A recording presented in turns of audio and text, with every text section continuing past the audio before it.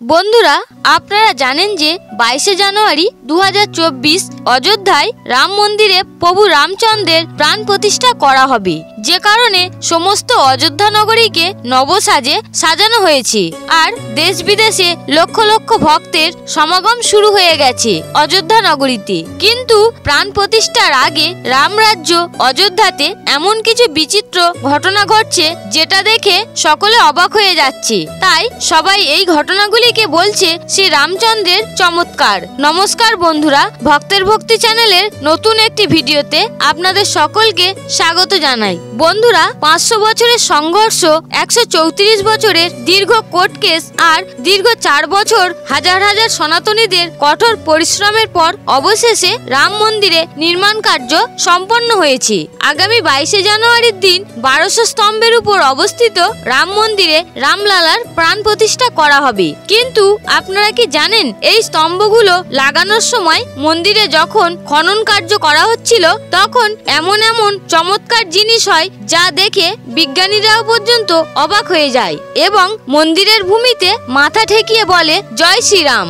আর ভিডিওটি দেখে উপকৃত হলে আপনারা অবশ্যই একটি লাইক করবেন আর চ্যানেলটি সাবস্ক্রাইব করে নেবেন। তাহলে আসুন এবার ভিডিওটি শুরু করা যাক। বন্ধুরা, 5ই আগস্ট 2020 সালে 500 বছরের অপেক্ষার পর অবশেষে রাম মন্দিরের ভূমি পূজা করা হয় আর মন্দিরের নির্মাণ কার্যকে তৎক্ষণাৎ শুরু করা হয়। ওই সময় ইঞ্জিনিয়ার মন্দিরের জন্য 1200 স্তম্ভের একটি ডিজাইন নির্মাণ করেছিলেন। কিন্তু সুদূর আমেরিকা থেকে একদল বিজ্ঞানীকে ডাকা হয় যাতে তারা মন্দিরের নিচের মাটিকে পরীক্ষা করে সমস্ত দুর্বলতাগুলোর সম্পর্কে ইঞ্জিনিয়ারদের জানাতে পারে। এই সময় উত্তরপ্রদেশ সরকারের একটাই টার্গেট ছিল মন্দিরের স্তম্ভগুলিকে এতটাই শক্ত বানানো যাতে আগামী 1000 বছরেরও বেশি সময় ধরে এই মন্দিরটি টিকে থাকে। তাই প্রথমে 100 ফুট গর্ত করা হলো, পরে তা বাড়িয়ে 200 ফুট গর্ত করে মন্দির নির্মাণ কার্য শুরু করা হয়। কিন্তু যেই রাম মন্দির নির্মাণ করার সময়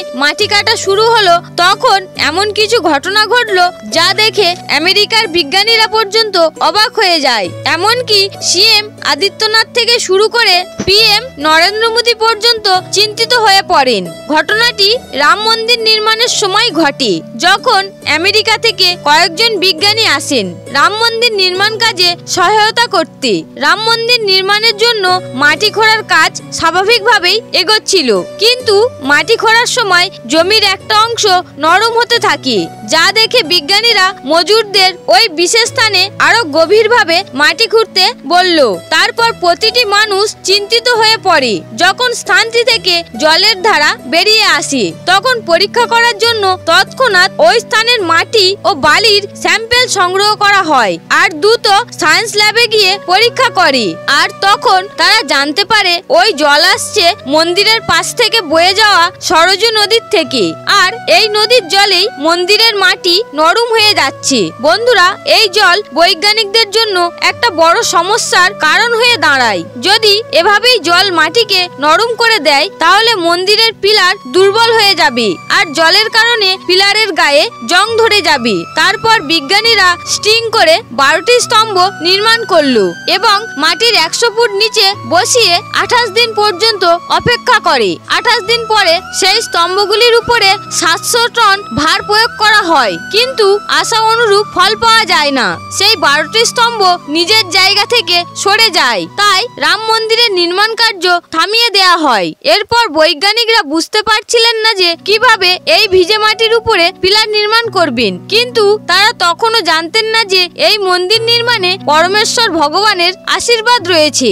অবশেষে কোনো উপায় না পেয়ে বৈজ্ঞানিকরা অযোধ্যাবাসীর সঙ্গে শ্রী রামচন্দ্রের পূজা অর্চনা শুরু করে, কারণ প্রতিটা অযোধ্যাবাসী জানতেন যে সরজু নদীর জলধারা যদি না থামে তাহলে মন্দির নির্মাণ কার্য শুরু করা সম্ভব নয়। আর ঠিক তখনই ভক্তদের আস্থা দেখে শ্রী রামচন্দ্র তাদের পথ দেখালেন।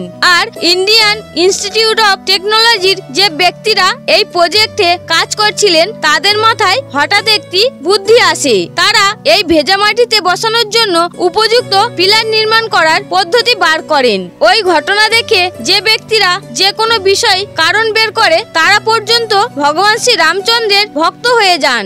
আর তারাও রামলালার মন্দিরে দৈবিক শক্তি অনুভব করলেন। আর তারপর মন্দির নির্মাণের কাজ পুনরায় শুরু হয়ে গেল। তবে বন্ধুরা, এটা সবে শুরু ছিল।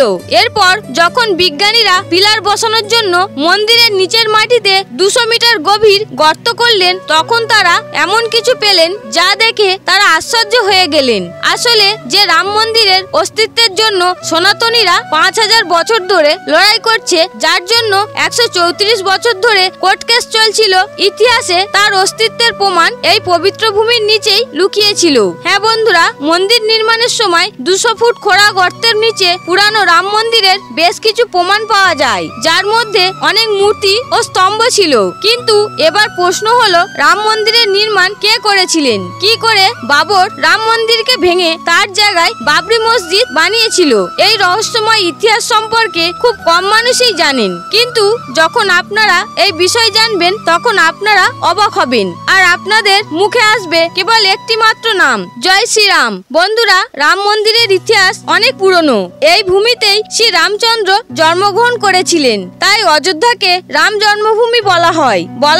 শ্রী রামচন্দ্রের জল সমাধি নেওয়ার পর অযোধ্যা নগরী কয়েক বছরের মধ্যেই উজাড় হয়ে যায়, কিন্তু তার জন্মভূমিতে তৈরি মহল একই রকম ছিল। ভগবান শ্রী রামচন্দ্রের পুত্র কুশ পুনরায় রাজধানী অযোধ্যা নগরী নির্মাণ করেন। এই নির্মাণের পর সূর্য বংশের আগামী 44 জন বংশধর মহারাজা বৃহৎবলীর রাজত্বকাল পর্যন্ত অযোধ্যা উন্নত ও সম্ভ্রান্ত ছিল। কৌশল রাজা বৃহৎবলীর মৃত্যু মহাভারতে অভিমন্যুর হাতে হয়েছিল। মহাভারতের যুদ্ধের পরে অযোধ্যা নগরী সম্পূর্ণ ধ্বংসাবশেষে পরিণত হয়, কিন্তু রাম জন্মভূমির অস্তিত্ব একই রকম থেকে যায়। এর বহু বছর পর উজ্জয়িনীর চক্রবর্তী সম্রাট বিক্রমাদিত্য এক সময় ঘুরতে ঘুরতে অযোধ্যায় পৌঁছে যান। তিনি এতটাই ক্লান্ত ছিলেন যে তিনি তার সৈন্যদলের সঙ্গে সরজু নদীর তীরে আম গাছের তলায় বিশ্রাম করছিলেন। এই সময় ঘন জঙ্গলে আবিষ্ট ছিল সেই স্থান, কোনো জনবসতি ছিল না। রাজা বিক্রমাদিত্য এই ভূমিতে কিছু চমৎকার দেখতে পান। তখন তিনি এই চমৎকারগুলির কারণ জানতে আগ্রহী হয়ে পড়েন এবং অবশেষে ঋষি মুনিদের কাছে জানতে পারেন অযোধ্যা শ্রী রামচন্দ্রের জন্মভূমি। তখন রাজা বিক্রমাদিত্য অযোধ্যায় সরোবর কূপ ও রাম মন্দির নির্মাণ করলেন। কথিত আছে 84টি কালো স্তম্ভের উপরে বিশাল রাম মন্দির নির্মাণ করিয়েছিলেন। সেই মন্দিরে অদ্ভুত সুন্দর রাম মূর্তি স্থাপন করা হয়েছিল।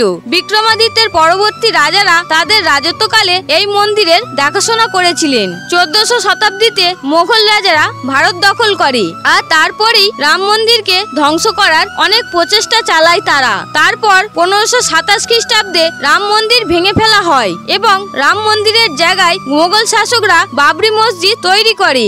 মসজিদের অভিলিখন থেকে স্পষ্ট জানা যায় মোগল সম্রাট বাবরের আদেশেই সেনাপতি মীরবাকি 1528 থেকে 1529 খ্রিস্টাব্দের বাবরি মসজিদ নির্মাণ করেছিল।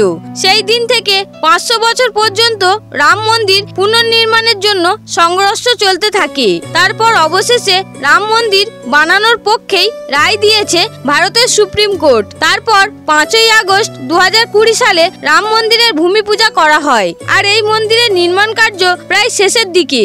আর এই 22শে জানুয়ারি শেষ হওয়া অপেক্ষার অবসান ঘটিয়ে রামলালা বিরাজমান হতে চলেছেন অযোধ্যায় আরো একবার। তারপর 24শে জানুয়ারির দিন রাম মন্দিরের উদ্বোধন হবে। বন্ধুরা, রাম মন্দিরের সঙ্গে জড়িত আরো একটি রোমাঞ্চকর কথা হলো মন্দিরের গর্ভগৃহে ঠিক 200 ফুট নিচে একটি টাইম ক্যাপসুল রাখা হয়েছে। আপনারা হয়তো ভাবছেন এই টাইম ক্যাপসুল কি?